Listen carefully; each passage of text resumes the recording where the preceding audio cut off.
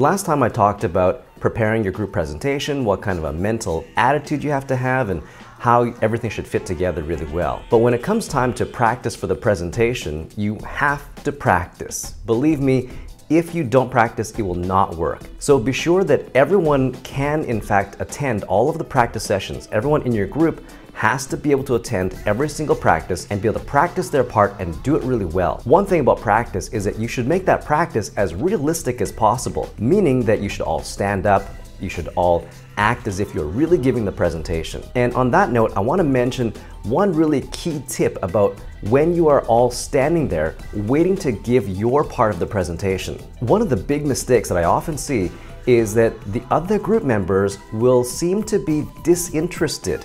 And even though they might not be disinterested, it's their body language that gives away their maybe feelings or their discomfort or something or other that is unprofessional. So what you have to be careful about is make sure that everyone is standing up straight. Make sure that nobody is leaning against the wall. They're not, putting their butts against the wall and kind of shuffling around or whatever. Make sure they are engaged in the presentation. So where should they look, right? That's kind of the big thing, is where do we look when someone else is giving a presentation? I always suggest looking at the person who is giving the presentation.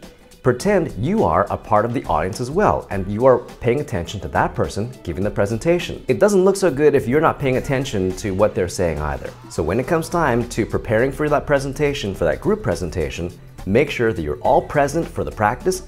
Make sure you practice like it's the real thing, and ensure that your body language doesn't give away anything negative about how you might feel about the presentation itself. Thank you for watching. Make sure you like and subscribe, and please let me know if you have any questions or comments. Thanks, bye-bye.